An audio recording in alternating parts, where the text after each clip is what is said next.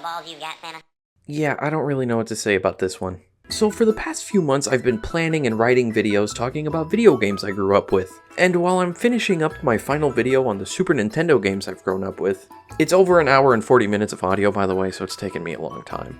But I realized I don't have a proper video for December. And there's no game more fitting for the Christmas season than Elf Bowling. I used to play this game on my dad's old computer. The entire computer was cleared. It had no internet access, and only thing that was able to run was the File Explorer and Elf Bowling. And really, that was all I did on the computer, just play Elf Bowling. I was like 5. You could tell at this point, I had a weird-ass childhood. My options were limited to Super Nintendo, Nintendo 64, plug-and-play games I haven't really mentioned yet on the channel, and Elf Bowling. Although I can't play the original because we don't have the cables to the old computer, or a monitor that can support the old computer, and I'm not going to buy one. There was a DS and Game Boy Advance remake of the game that are both faithful. The sprites may not exactly be the same size, but they are exactly the same, minus the edges. As well as packing the game with its sequel, Elves Paradise. First of all, the game's sound effects and voice lines were very nostalgic to hear again. Second of all, how was I allowed to play this as a kid?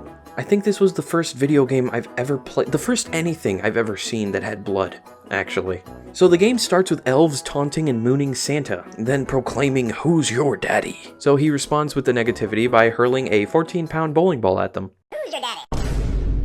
Whenever the elves get knocked down, they bleed out of their mouths. And sometimes, when being placed down as pins, their heads get ripped off by the machine. Also, I don't know if you've ever noticed this before, but when you force characters to be lovable, it doesn't always work. When you force characters to be hateable, it feels artificial sometimes.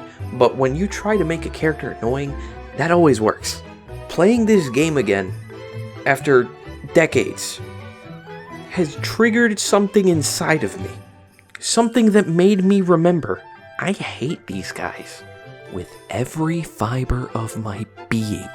As much as I love to write, I don't even think I can put into words how much I loathe them. And the gameplay wasn't enough to distract me.